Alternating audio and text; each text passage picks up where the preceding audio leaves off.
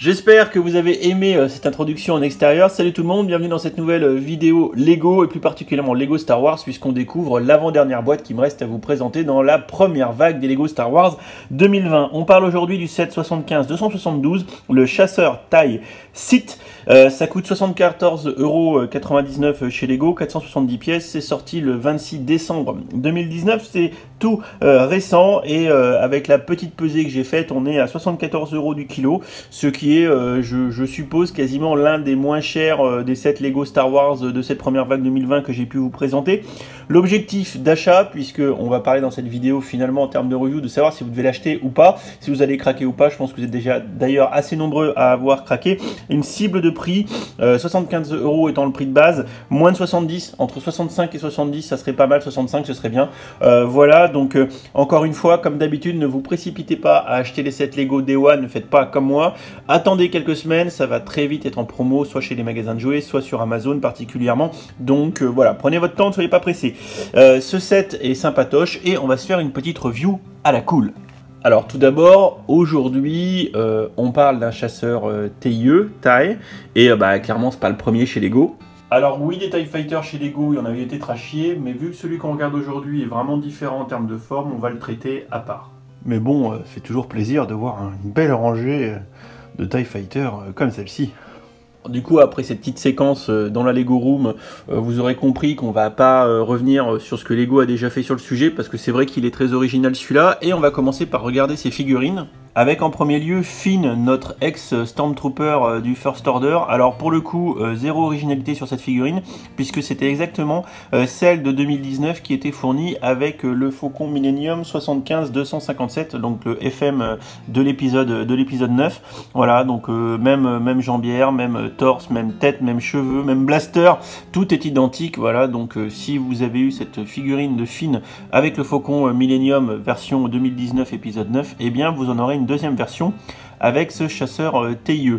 Je vous avoue ne pas trop comprendre la présence de Finn dans cette boîte, clairement, à la réflexion, sachant qu'il était déjà dans le Faucon, et dans le Faucon il y a une raison. Dans le chasseur TIE, bon, je vous avoue qu'il y en a un peu moins. À la rigueur, un second chevalier de Rennes, ça aurait été bien. En parlant des chevaliers de Rennes, en voici un premier exemplaire. Voilà, ils sont un peu disséminés dans les boîtes. Hein. Voilà, on en a déjà vu dans la boîte, je crois, du shuttle de Kylo Ren, de mémoire, si je dis pas de bêtises.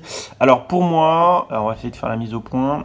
Pour moi, la tête, le torse et les jambières sont exclusives à cette figurine. Alors, on va essayer de regarder un petit peu mieux. Hop, désolé pour la mise au point hasardeuse. Ok, là on voit bien. Voilà, donc c'est assez joli. Donc pour moi, torse, jambes et tête sont exclusives. On va regarder dans le dos. Voilà, on a aussi une belle impression du torse dans le dos. Alors le casque que j'ai dans mes mains, pour moi je l'ai déjà vu. Alors j'ai cherché sur Brickset mais j'ai pas trouvé d'où ça venait. Si vous avez la référence du casque, je veux bien. Par contre, suite à vos conseils, parce que même si en ce moment je suis à la ramasse sur les commentaires, j'ai du mal à répondre, j'essaye d'en lire le maximum et de prendre le temps. Je vais faire des sessions de réponse, vous inquiétez pas. Vous m'aviez dit que l'arme s'était déjà vue dans les boîtes Seigneur des Anneaux. Et effectivement, j'ai checké, cette arme est sortie entre 2012 et 2015 dans 6 boîtes Lord of the Ring. Voilà. Et d'ailleurs, dites-moi en commentaire, je vous avoue, j'ai 0 boîte Lord of the Ring. Je suis un grand fan pour autant. C'est un des premiers gros bouquins que j'ai lu, c'était The Hobbit. Et ensuite, j'ai enchaîné sur les Lord of the Ring. Est-ce que vous voulez que je m'achète des boîtes? J'en trouve d'occasion, ça va être chaud. Lord of the Ring, et auquel cas, je vous ferai des rétro-reviews des sets Lord of the Ring. Je vous avoue que ça pourrait être assez classe. Je sais pas ce que vous en pensez. Dites-le moi dans les commentaires. Et on termine avec la figurine du chasseur, du pilote de taille, pardon, du First Order, figurine que je trouve vraiment magnifique. J'adore son casque. Regardez le casque, regardez le casque. Le casque est beau, hein. Le moule du casque, on prend le temps là, on savoure, petite gourmandise. Ce casque est vraiment magnifique, vous voyez, avec l'espèce de visière qui est moulée, qui devrait pouvoir se rabattre. Alors bien sûr c'est pas mobile, hein, mais voilà. Le torse, pareil, on va les sortir, on va lui enlever la tête. Bon, la tête bien sûr n'est jamais exclusive, mais le torse et les jambières pareil sont très bien faits. Alors par contre cette figurine n'est absolument pas exclusive, puisque on l'a déjà vu dans le taille du First Order Micro Fighter 75 194. Voilà, c'est ça, 75 194. Donc cette figurine là n'est absolument pas exclusive. Bon, grosso modo, pour récapituler, 3 figurines dans la boîte, pas exclues, et aux 3 quarts exclus, enfin aux 3/5 exclusifs. Bon, et si on s'attaquait au plat de résistance, ce TIE, chasseur TIE ou taille, à chaque fois, je sais pas trop. Alors dans le film, ils disent taille, hein, dans la version française. Hein. Voilà, donc j'ai vu le film hier d'ailleurs, alors je vais pas vous spoil. Tout ce que je vais vous dire, c'est qu'il est présent dans le film. Voilà, c'était déjà une bonne chose. Je vous ferai une vidéo dédiée des vaisseaux Star Wars dans le film, avec ma critique du film. Je pense que je vais faire d'une pierre deux coups. Alors moi, clairement, je le trouve beau. Je le trouve beau, voilà, il est beau. Je sais pas ce que vous en pensez, mais il est beau. Alors je l'ai pas monté, donc s'il y a des erreurs de montage, je m'excuse par avance. J'aime beaucoup ce décalage d'ailes, comme ici, c'est pas mal. On a un lance-patator de chaque côté ici avec fléchette verte. Il suffit, le mécanisme est juste là, d'appuyer ici, donc c'est caché, c'est ça qui est bien. Hop, on va regarder tout de suite. Voilà, ça marche bien. On a le petit loquet qui est juste là, donc il suffit après de... Enfin le loquet, hein, c'est la pièce avec la grille, hein.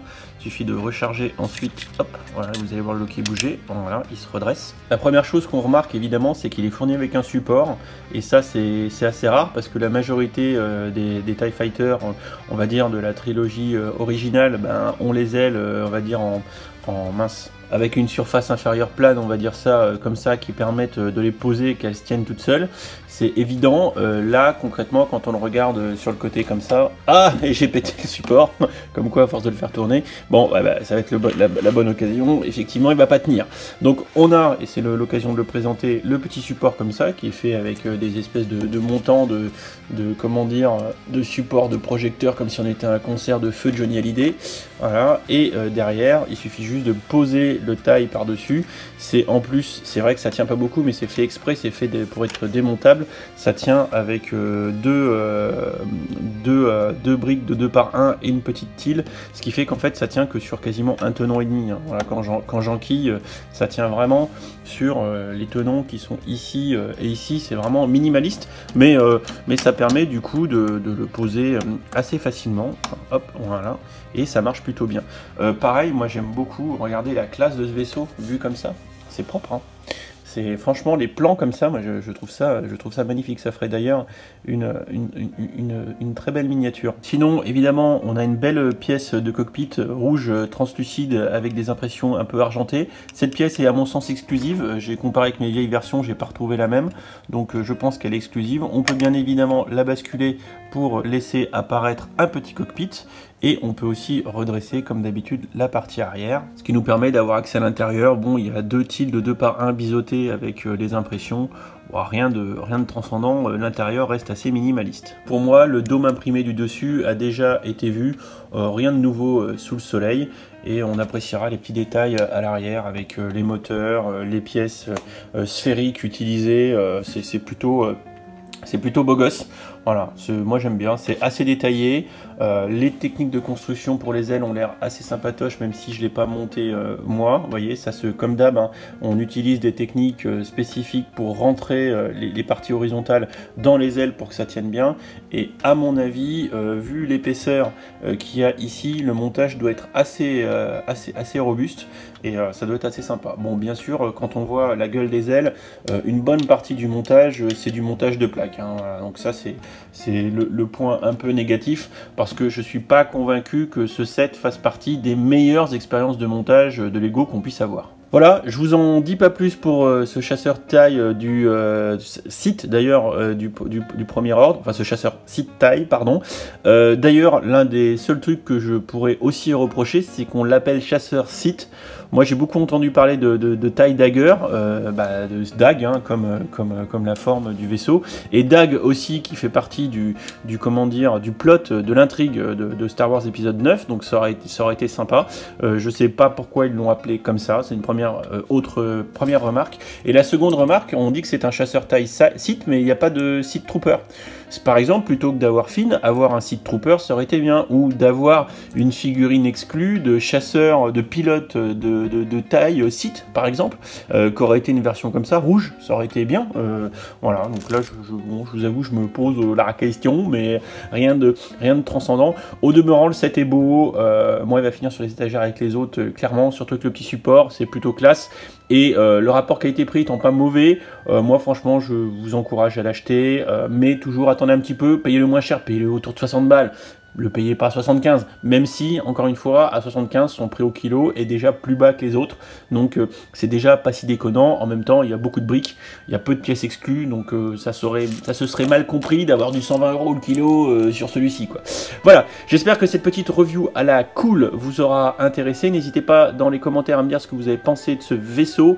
Évitez de spoil, bien évidemment, les gens qui n'auraient pas encore vu l'épisode 9 vis-à-vis de ce vaisseau. Je vous prépare une vidéo dédiée de tous les vaisseaux épisode 9 avec le film, mais avant ça on se fera la review bien évidemment du X-Wing de Poe qui est le dernier à venir. Je vous dis à très vite pour la prochaine vidéo. Si vous n'êtes pas abonné, n'hésitez pas à le faire, les notifications c'est pareil, le commentaire c'est pareil, et je vous fais plein de bisous. Salut. Et si tu as aimé cette vidéo, n'hésite pas à aller regarder mes autres contenus, tu as ici 2 liens vers d'autres vidéos ou playlists. Fais-toi plaisir si tu aimes les Lego. Allez, ciao.